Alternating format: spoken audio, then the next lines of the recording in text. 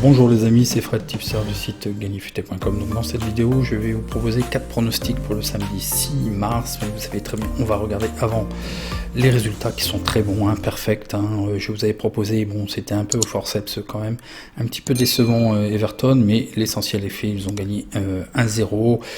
West Bromwich, malgré qu'ils se réservent soi-disant pour leur match de dimanche contre Newcastle, je suis en train de regarder puisque Newcastle a effectivement en plus beaucoup d'absents.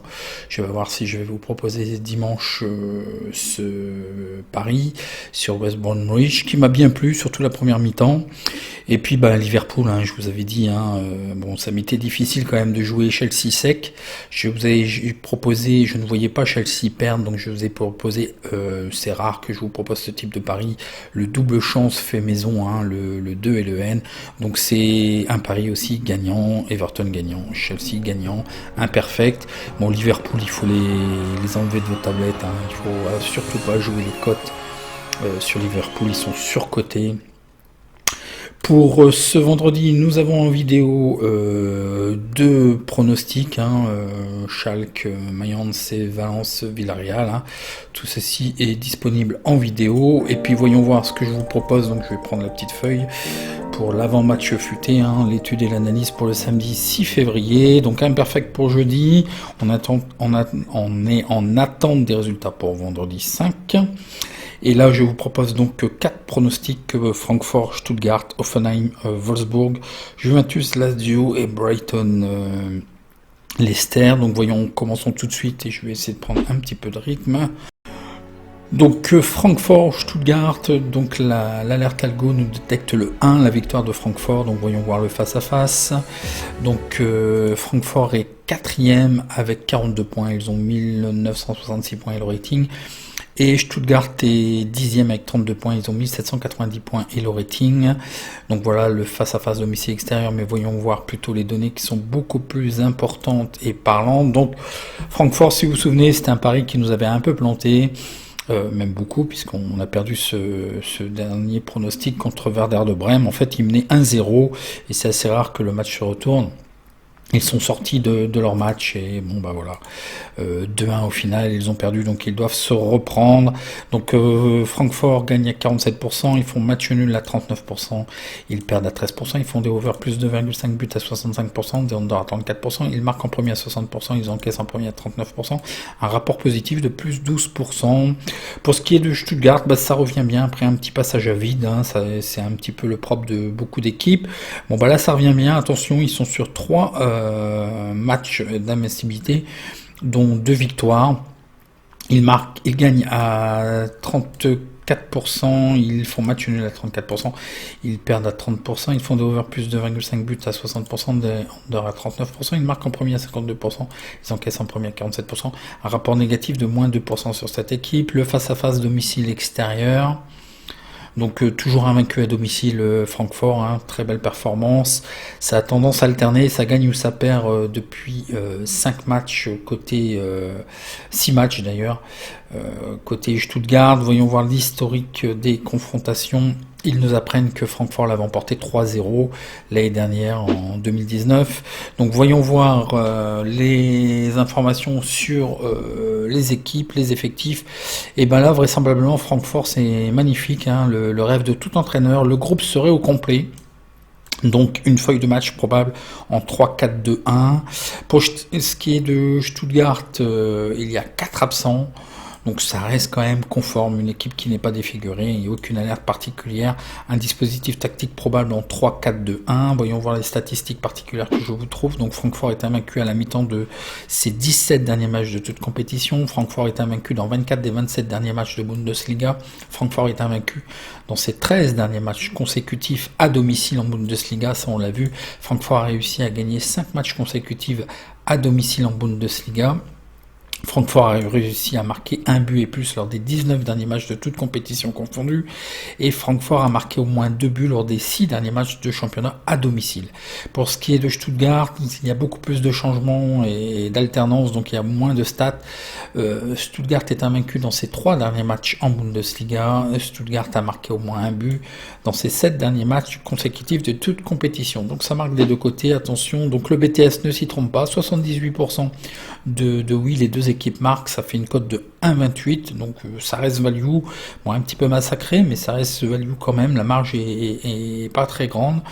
Pour ce qui est des probabilités over-under, c'est le over à 69%, et là la cote est vraiment massacrée à 1,38, et ce n'est plus value. Les probabilités 1 2, donc la victoire de Francfort à 54%, le match nul à 25%, la victoire de Stuttgart à 21%, le 1, score probable 3-1, effectivement, on a vu que Stuttgart marquait au moins un but quand même, 2-1, 3-1, ça me semble assez correct, donc à titre indicatif, je vous donne les scores par rapport au logiciel de stats. Donc qu'est-ce que je vois? Tout simplement en fait, je pense qu'ils vont se reprendre parce que Francfort, effectivement, c'est ce que je souligne, ils menaient quand même 1-0, ils avaient quand même J'avais arrêté de regarder la première mi-temps à partir de la première mi-temps parce que je voyais quand même que tout était sous contrôle et ils dominaient largement le Werder de Brême. Et bon, le match s'est retourné, donc je pense que là, au niveau mental, l'entraîneur aura dû un petit peu remettre un petit peu les choses d'aplomb, et je pense qu'ils sont tout à fait capables de gagner sans trop de soucis. Donc une cote de 1,90 pour la victoire de Francfort, donc le 1. Donc voyons voir le match suivant qui est Offenheim-Wolfsburg. Donc là, l'alerte algo nous détecte le 2, la victoire de Wolfsburg, donc voyons voir les données. Donc Offenheim est 11e avec 27 points, ils ont 1804 points et le rating. Et Wolfsburg, ils jouent les places en Ligue des Champions, ils sont 3e avec 45 points, ils ont 1981 points. Et voilà le face-à-face, le classement domicile extérieur, mais voyons les données. Donc Offenheim est invaincu ces 3 derniers matchs, mais ça a tendance quand même beaucoup à alterner. Par contre, une très belle performance, une très belle remontée de Wolfsburg, où ils ne sont plus... ils sont invaincus depuis 10 matchs et ils restent sur 2 victoires consécutives.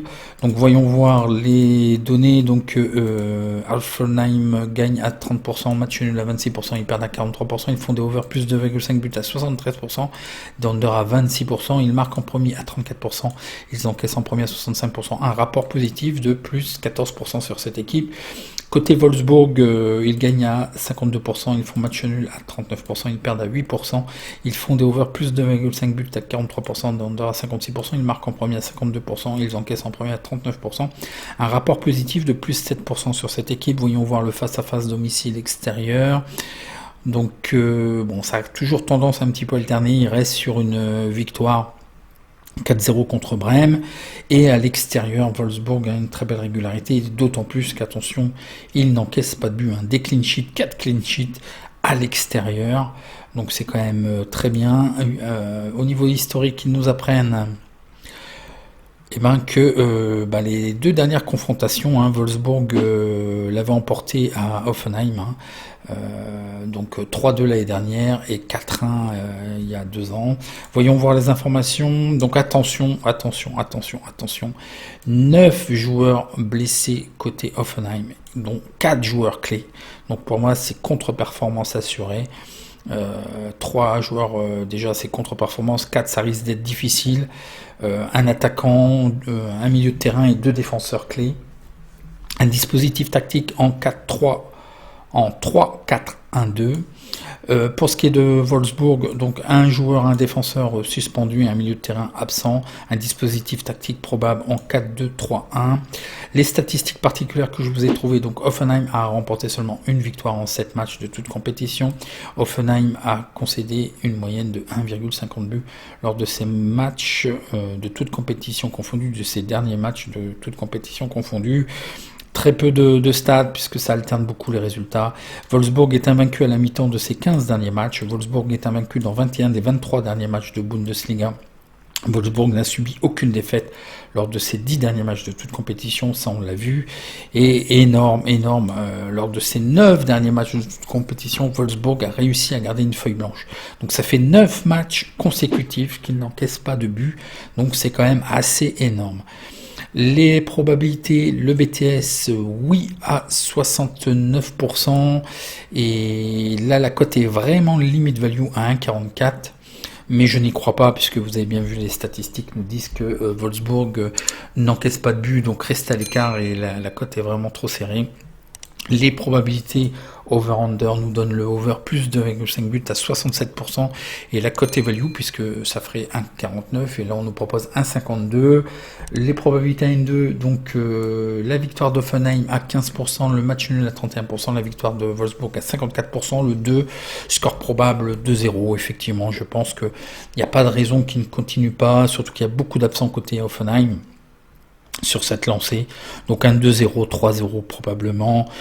Bon bah vous avez, je pense que vous pensez, voilà, ce que je mets en avant, c'est qu'il y a beaucoup d'absents côté Offenheim.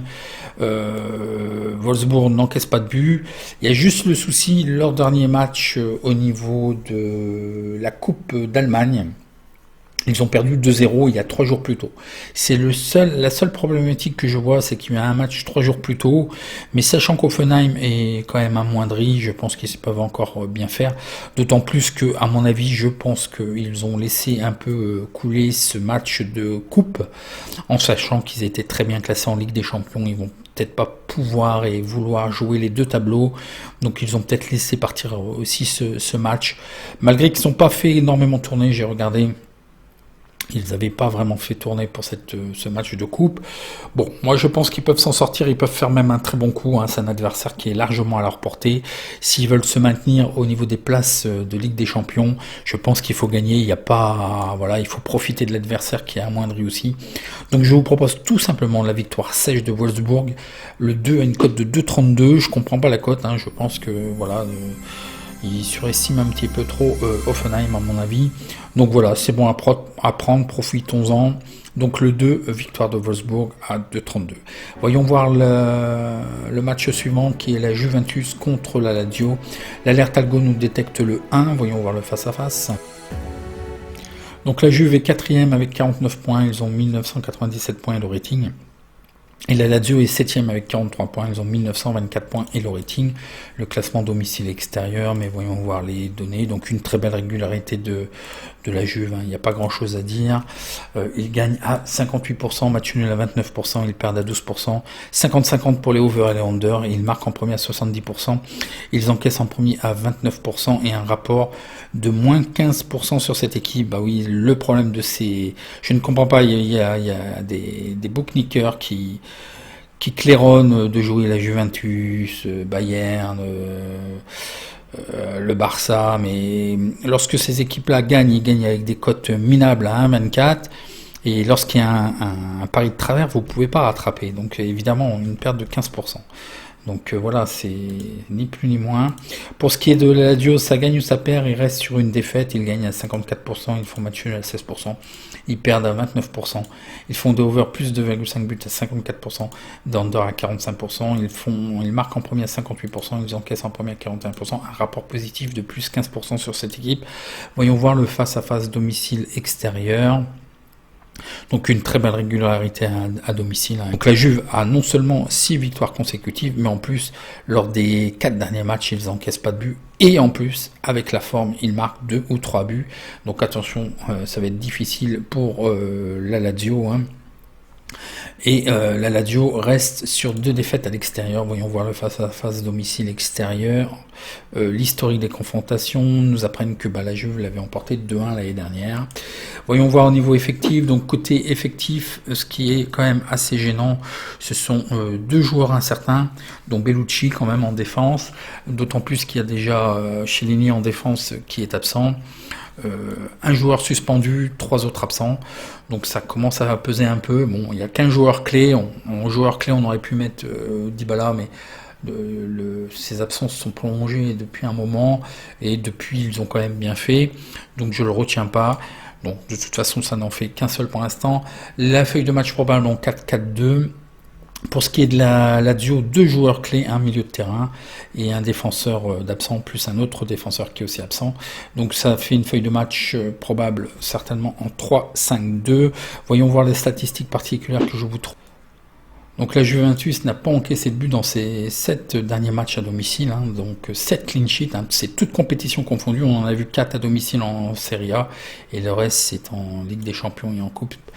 La Juventus a gagné par une marge de 2 buts et plus lors des 6 derniers matchs à domicile, ça on l'a vu, dans 30 de leurs 32 derniers matchs à domicile en Serie A, la Juventus est invaincue, et la Juventus a marqué une moyenne de 2,23 buts lors de ses matchs à domicile. La Lazio a concédé une moyenne de 1,50 buts lors de ses matchs à l'extérieur. La Lazio n'a pas fait de match nul lors de ses 12 derniers matchs de toute compétition, donc on l'a vu, ça fait du 1 ou du 2. La Lazio a encaissé au moins un but dans ses 7 des 8 derniers matchs à l'extérieur de Serie A, et la Lazio a marqué au moins un but dans 7 des 8 derniers matchs à l'extérieur de Serie A. Donc les probabilités, le BTS, oui à 70%, ce qui correspond à une cote de 1,42. Les deux équipes marquent et la cote est value puisque on nous propose 1,56. Le over à 57% et là la cote n'est pas value puisque c'est une cote de, ça correspond à une cote de 1,75 et là on nous propose 1,60. Pour ce qui est des probabilités 1 et 2, donc la victoire de la Juve à 55%, le match nul à 20%, la victoire de la Lazio à 20%, le résultat probable 1, score probable 1-0, peut-être 1-0. 2-0, effectivement, je pense que je ne suis pas sûr que la Lazio puisse marquer. On a vu que la Juventus était quand même sur une bonne dynamique à ce niveau-là. L'essentiel, c'est qu'est-ce que je vous propose, c'est le pari sur la Juventus, le 1, la victoire de la Juventus à 1,86. Voyons voir le match suivant, Brighton... Leicester, donc l'alerte algo nous détecte ce que je déteste, le N et le 2, et le under value à partir de 1,22, voyons voir le face à face. Alors Brighton est 16e avec 26 points, ils ont 1672 points et le rating, et Leicester doit se battre et tenir sa place pour la Ligue des Champions, ils sont 3e avec 50 points, ils ont 1855 points et le rating, donc bon, ce sont les extrêmes, la meilleure équipe à l'extérieur, Leicester. Voyons voir les données, donc Brighton n'a pas grand chose de bien depuis 2 matchs, après quand même une longue invincibilité de 6 matchs. Ils repartent sur des travers et ils ont perdu leurs 2 derniers matchs. Par contre, attention, Leicester est peut-être en train de se renverser, mais on a vu, et vous allez voir, c'est à l'extérieur que cette équipe semble être meilleure. Mais toutefois, ils ont été accrochés par Burnley, un match nul. Brighton gagne à 19%, match nul à 42%, ils perdent à 38%, ils font des over plus 2,5 buts à 42%, des under à 57%, ils marquent en premier à 42%, ils encaissent en premier à 57%, un rapport négatif sur cette équipe de moins 19%. Pour ce qui est de Leicester, ils gagnent à 55%, ils font match nul à 18%, ils perdent à 25%, ils font des over plus 2,5 buts à 55%, des under à 44%, ils marquent en premier à 55%, ils encaissent en premier à 44%, et un rapport... de plus 65% sur cette équipe. Voyons voir le face-à-face domicile extérieur.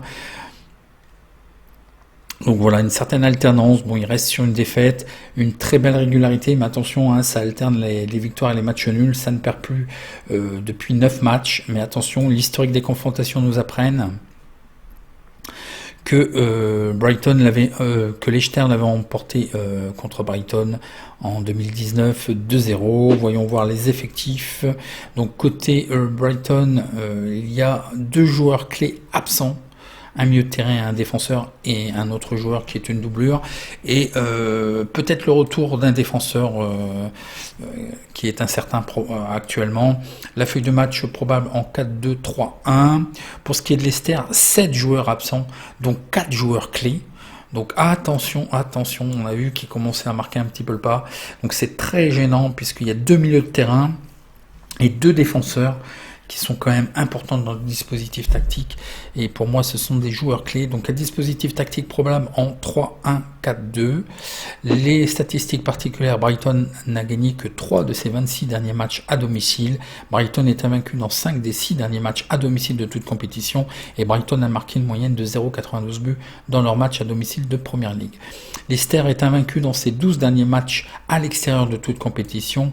Lors de 18 des 21 derniers matchs à l'extérieur de toute compétition, compétition, Leicester est invaincu. Leicester a gardé une feuille blanche contre Brighton lors des 4 derniers affrontements de toute compétition. Bon, tout ça c'est un peu bateau, mais je vous le mentionne quand même, moins 2,5 buts ont été comptabilisés lors des 3 dernières rencontres à l'extérieur de Leicester contre Brighton en Première Ligue. Bon, je les prends pas trop en compte, ça change d'une année à l'autre, hein.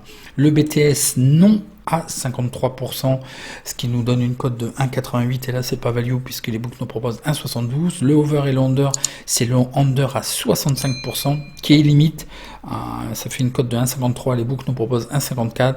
Les probabilités 1 et 2, donc la victoire de Brighton à 16%, match nul à 31%, la victoire de Leicester à 53%, score probable 2, le résultat probable 2, le score probable 1-0. Je ne suis pas si sûr, je pense que ça va être quand même peut-être serré, 0-0, 1-1. Je pense que là, il y a, sachant que Leicester sont très amoindris, hein, c'est ce que je vous marque comme observation, hein. Il y a eu déjà un match 3 jours plus tôt en coupe, et il y a beaucoup d'absents. Donc j'étais parti pour vous proposer le 2 remboursé CN. Mais du fait des dernières nouvelles et des absences confirmées, je vous propose tout simplement le match nul remboursé si under. Donc le match nul à 3,25 et le under à 2,55, une cote de 1,54. Donc la répartition, me dites pas, bah ouais, mais je vais gagner une cote de 1,14. Non, le but, effectivement, c'est de faire passer quand même avec le moindre de mise, quand même la victoire, le match nul à 3,25, c'est sûr, ça nous fait une petite cote. Si vous voulez le jouer sec, vous le jouez sec, mais de le sécuriser avec le under, et le but du jeu, évidemment, c'est quand même de cumuler les deux, et si on cumule les deux, là on a une cote équivalente de 2,14. Ok ? Donc voilà pour les pronostics pour samedi. Donc si vous avez apprécié, un petit like, et puis je réponds à vos questions en commentaire. Et je vous dis à demain pour une prochaine vidéo. Merci.